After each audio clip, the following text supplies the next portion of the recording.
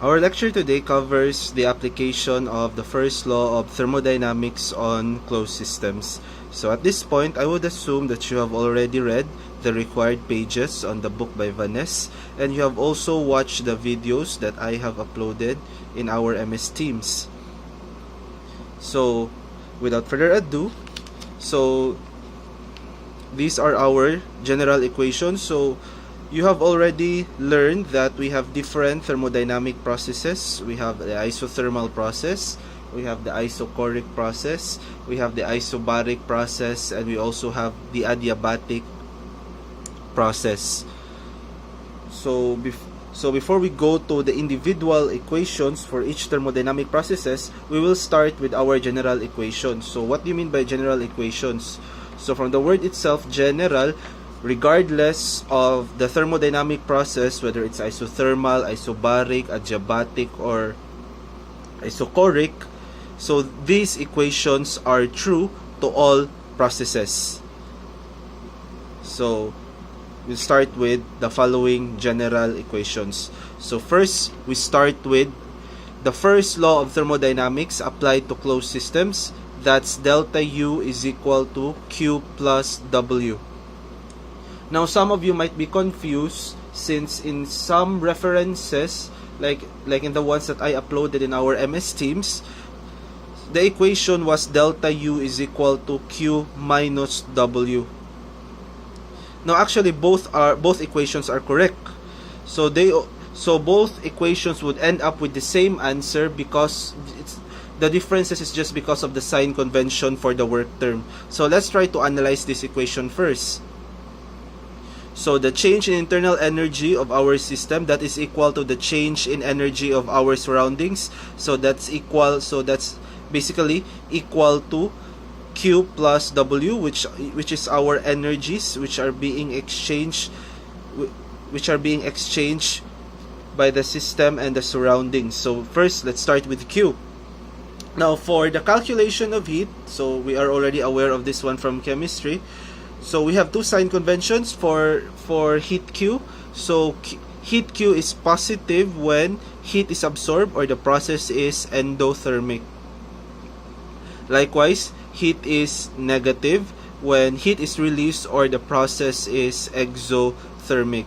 Now, for work, so in order for us to be consistent with the book by Van Ness, so we will use this equation, delta U is equal to Q plus W. We won't use the delta U is equal to Q minus W. Now, ngano positive man siya? Ngano negative man sa other reference? Now, negative to sa uban reference because of the sign convention for the work. Now, if we use this equation, delta U is equal to Q plus W, the one presented by Van Ness, so when work is done on the system, then work is positive. When work is done by the system, then that is negative. So this is our sign convention if we use this equation. Kung mogamit ta sa delta U is equal to Q minus W, ang done on the system is negative. Done by the system is positive. Mao ika-substitute nimo, we will end up with the same answer gyapon sa delta U is equal to Q plus W. But in order for us to be in order for us to have the same equation in our solution, let's just use the one by Van Ness, which is this equation, delta U is equal to Q plus W. Dilang ta mo gamit sa katong naa sa other references, which is minus W. So as you can see, the same na sila, Q plus W, Q minus W, magdaog na sila sa convention. So if we use this equation, work done on the system, that's positive. Work done by the system, then that's negative. Okay, so we use this. So this is a general equation. Regardless of the thermodynamic process, this is the first law of thermodynamics. The next general equation. So the second one, we have work is equal to negative PDV. So regardless of the process, the equation for work is always negative PDV. Now you might wonder na sa katong gi-upload nako na PDF notes, work is equal to PDV man to siya. Ngano PDV ra to? Same ra gihapon. That's because ang iyahang convention sa work kay opposite sa convention na gigamit ni Vaness. So to be consistent with the book, so atong gamiton is the one by Vaness. So work is equal to negative PDV. Ang convention ani positive na siya when done on the system. So if it's done on the system, ang final answer ani will become positive. If it's done by the system, then ang final answer ani sa work kay it will come out as negative. So this is our second general equation. Then our third general equation is the equation for internal energy. So the internal energy du is equal to CV dt. So if we want to calculate for the change in internal energy, now we have two cases. Now if CV, or CV which is the heat capacity at constant volume, when CV is constant, then we will end up with this equation. Delta U is equal to CV multiplied by delta T, or T2 minus T1. So this is the derivation for that one. So we just integrate du with limits from u1 to u2. Then that's equal to CV integral of dt. Since CV is a constant, we can take it out from the integral. So we will end up with this equation. Now, if CV is not equal to a constant, then we integrate CV together with dt. So in order to integrate CV with dt, you need to express CV as a function of temperature. Kaya di mo na siya ma-integrate. Kaya kung kani siya, di siya as a function of temperature, then dt man you cannot integrate. So you need to find a way to express CV as a function of t, then integrate it with dt with limits from t1 to t2. So for this third general equation, so we have two possible equations. So if CV is constant, then we use this equation. Delta U is just equal to CV delta T. If CV is not a constant, therefore we use this equation. Delta U is equal to the integral of CV dt with limits from T1 to T2. But normally, if it's an ideal gas, usually CV can be approximated. So, di ba, gingon naman ko to sa previous video, if it's a diatomic gas, the diatomic ideal gas, or if it's a monoatomic ideal gas, then that is also found on the PDF notes that I uploaded. So, kato mga estimations for CV for ideal gases. So, normally for ideal gas, we use this equation. Okay, CV can be approximated by a constant. But if the problem states that CV is very dependent on temperature, which normally is dependent yun na siya, kasi if we are talking about gases, then we need to find a way to express CV as a function of T, then integrate it with dt. Then our fourth general equation is the equation for enthalpy. dH is equal to Cp dt. Now, same scenario.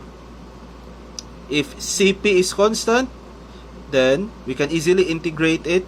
So we take out Cp from the integral. Then you integrate both sides of the equation. So we can get our solution to the differential equation.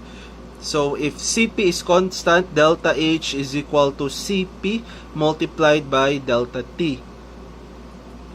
Normally for ideal gases, Cp is constant.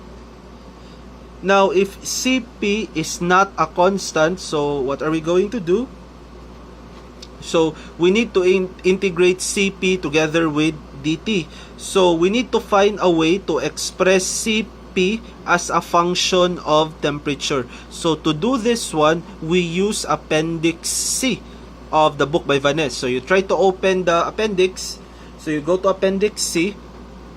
I think that is Appendix C.1, C.2, and C.3.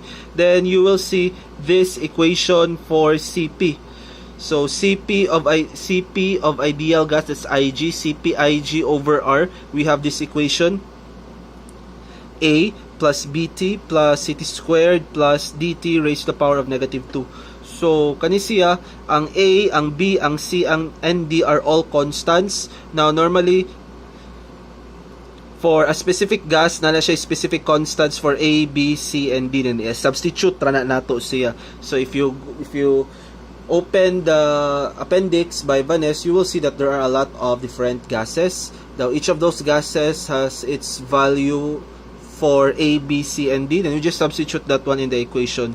So, Cp over R pa man ni siya. So, therefore, Cp is equal to R multiplied by A plus Bt plus Ct squared plus dt raised to the power of negative 2. So, as you can see in this equation, Cp is not constant but rather it is a function already of temperature. So, mao ni siya. So, mao niya itong equation. So, since mao na itong Cp, so, going back here, so, ang original equation, we have dH is equal to Cp dt. So, dH, we integrate it with limits from H1 to H2. That's equal to Cp.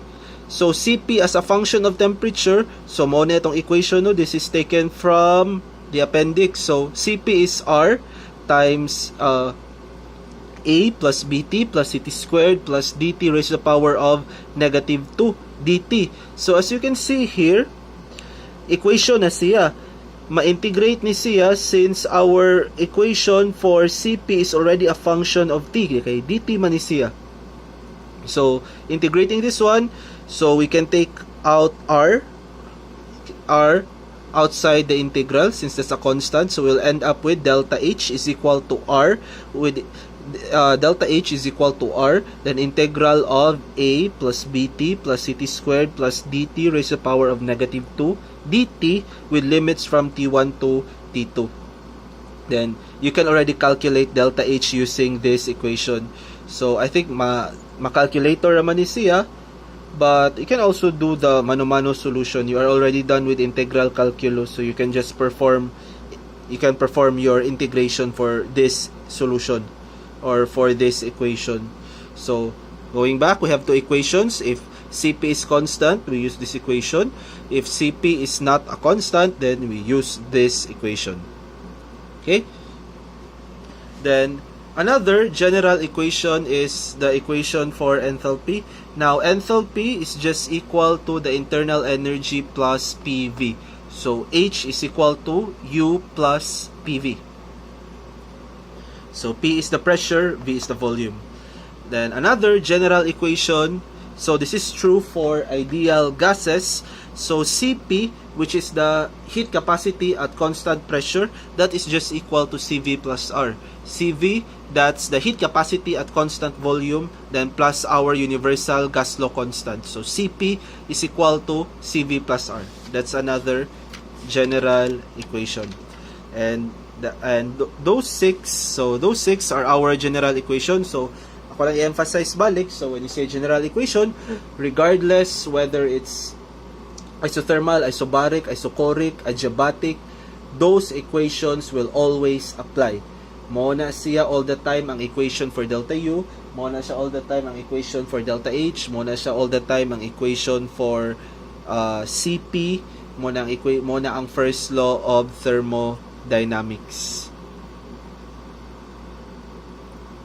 Okay? So, karon, let's try to analyze the isothermal process. So, sa isothermal process, you already learned that one. So, that's a constant temperature process. Meaning, the initial temperature and the final temperature of our system remains constant. So, T1 is equal to T2. Now, if that's the case, therefore, ang ato ang delta U ug ato ang delta H for an isothermal process is automatically equal to 0. Okay? Delta U is Cv dt. So, dt is 0. Delta H is Cp dt. So, dt automatic 0. So, therefore, for an isothermal process, delta U is equal to delta H, that's equal to 0.